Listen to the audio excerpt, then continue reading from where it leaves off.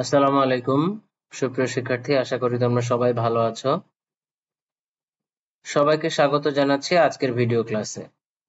Class উপস্থাপনায় আছি বরাবরের মতোই আমি মোহাম্মদ সেলিম উদ্দিন, প্রভাষক উৎপাদন ব্যবস্থাপনা ও বিপণন, Kanis Fatema girls school and college.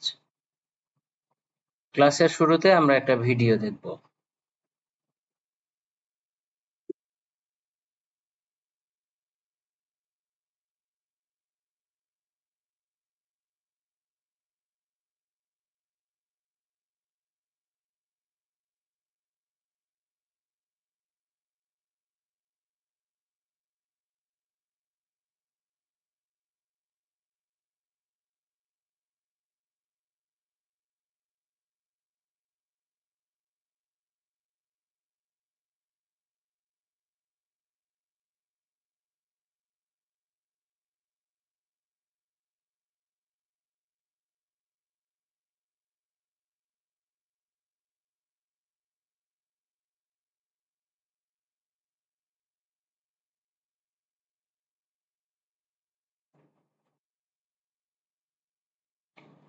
সুপ্রিয় শিক্ষার্থী, আমরা এতক্ষণ পর্যন্ত যে ভিডিওটা দেখলাম সেটা বেসিক্যালি ছিল একটা বিজ্ঞাপন।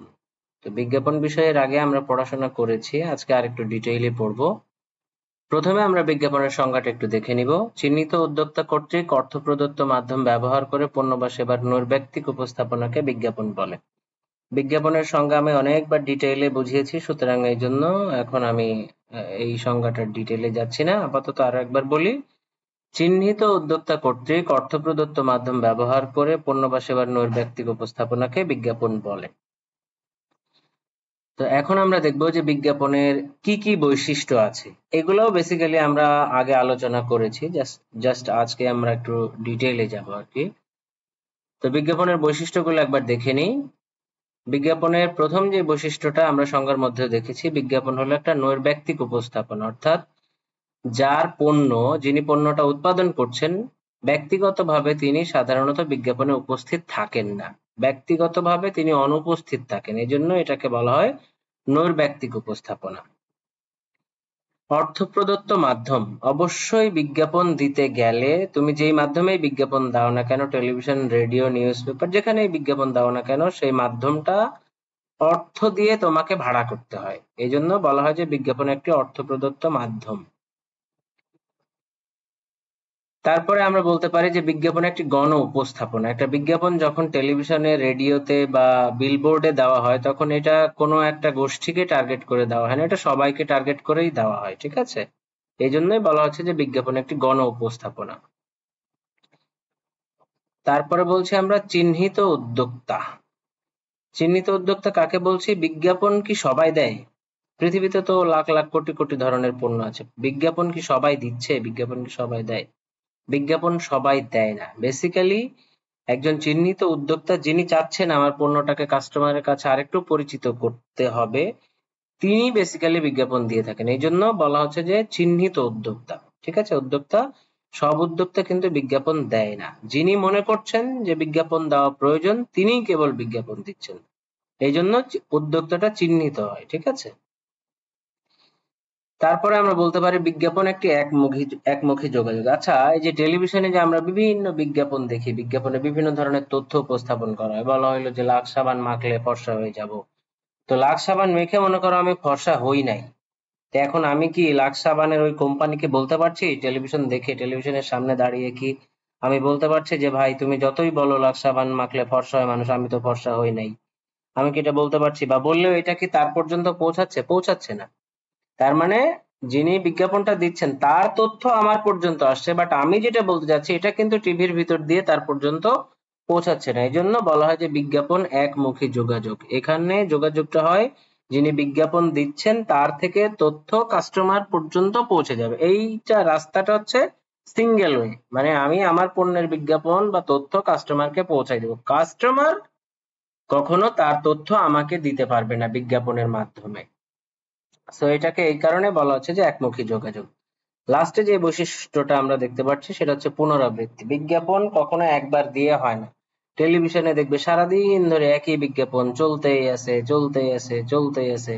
এখন বিজ্ঞাপন দেখলে আমরা ইনস্ট্যান্ট যেটা মনে করি যে এত বিজ্ঞাপন দিচ্ছে কেন, বিজ্ঞাপন দেখে আমি পণ্য কিনবো কি না কিনবো তার ঠিক নাই, তাহলে এত বিজ্ঞাপন কেন দিচ্ছে? আসলে একটা বিষয় কি, যে আমরা যখন পুনরাবৃত্তি ভাবে একটা বিজ্ঞাপন বারবার দেখতে থাকি, আমাদের সাবকনসিয়াস মাইন্ডে একটা কিন্তু জায়গা তৈরি হয়। আমি যখনই সাবান কিনতে যাই, হুট করে আমার মনে হয় যে লাক্স সাবানটা কিনে ফেলি। কেন লাক্স সাবানটা কিনতে হবে? কারণ আমি টেলিভিশনে সারাদিন ধরে লাক্স সাবানের বিজ্ঞাপনটাই দেখেছি। আরো যে বাজারে ভালো ভালো সাবান আছে সেগুলোর কথা আমার মাথায় নেই, কারণ আমার সাবকনসিয়াস মাইন্ড জুড়ে কিন্তু লাক্স সাবান ঢুকে গেছে।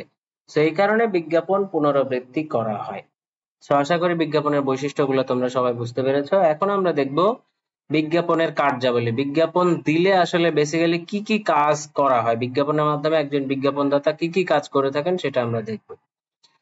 প্রথমে আমরা যেটা দেখতে পাচ্ছি সেটা হচ্ছে যে ক্রেতাদের তথ্য জানানো। বিজ্ঞাপন দেওয়ার মাধ্যমে একজন উদ্যোক্তা বা একজন পণ্যের বিজ্ঞাপনদাতা তার পণ্য সম্পর্কিত ভালো মন্দ বিভিন্ন তথ্য ক্রেতাদেরকে জানাতে পারেন। যেমন একটু আগে আমরা যে ভিডিওটা দেখলাম, এই টয়লেট ক্লিনারটার মধ্যে কি কি গুণাবলী আছে, কিভাবে জীবাণু ধ্বংস করে, বা এর মধ্যে কি কি অ্যাক্টিভ কি কি সব ফিচার যেন বললো আর কি, এগুলো আছে। এগুলো যদি আমরা বিজ্ঞাপন না দেখতাম তাহলে কিন্তু জানতে পারতাম না। সো ক্রেতাদেরকে আমার পণ্যটা ভালো, কি কারণে ভালো, বা এটার মধ্যে কি কার্যকারিতা আছে, কি গুণাগুণ আছে, এটা জানানোর জন্য আমাকে বিজ্ঞাপন দিতে হয়। তারপরে কি, পণ্য কিনতে উৎসাহ দেওয়া। ওই যে যেটা বললাম যে বিজ্ঞাপন যখন বারবার আমরা দেখছি, তো এই বিজ্ঞাপনটা বারবার দেখার কারণে আমার ব্রেনের মধ্যে একটা সিগন্যাল তৈরি হচ্ছে যে এই পণ্যটা ভালো, এই পণ্যটা কিনতে হবে। কারণ অন্য আরো যে পণ্যগুলো আছে সেগুলোর কথা কিন্তু আমার মাথায় তেমন একটা নাই। একটা কোম্পানি তার পণ্যের বিজ্ঞাপন সারাদিনে টেলিভিশনে 50 বার দিচ্ছে, আর একটা কোম্পানি একবারও দেয়নি বা 5 বার দিয়েছে, তাহলে স্বাভাবিকভাবে তোমার ব্রেনের মধ্যে কোনটা জায়গা দখল করবে? সো এই কারণে বিজ্ঞাপন আসলে কাস্টমারকে পণ্য কিনতে উৎসাহ দেয়। এছাড়াও আরো আরো কিছু বিষয় আছে, যেমন হলো অনেক সময় দেখা যায় যে বিজ্ঞাপন এমন ভাবে আকর্ষণীয় ভাবে উপস্থাপন করা হয় যে আসলে পণ্যটা আমার দরকার থাকুক বা না থাকুক, ওই বিজ্ঞাপনে আকৃষ্ট হয়ে আমরা পণ্য কিনে ফেলি। সো আলটিমেটলি আমরা বলতে পারি যে বিজ্ঞাপন পণ্য কিনতে উৎসাহ দেয়। এই ছবিটা দেখে আমরা কি বুঝতে পারি বলতো?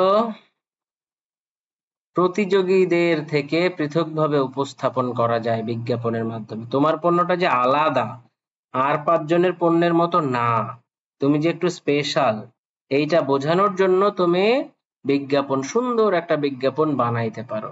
এই বিজ্ঞাপনটা দেখে কাস্টমার বুঝবে যে না, আসলেই কথা ঠিক, এই ভদ্রলোক যে পণ্যটা বানিয়েছে বা এই যে প্রোডাক্টটা, এটা অন্যদের থেকে আলাদা।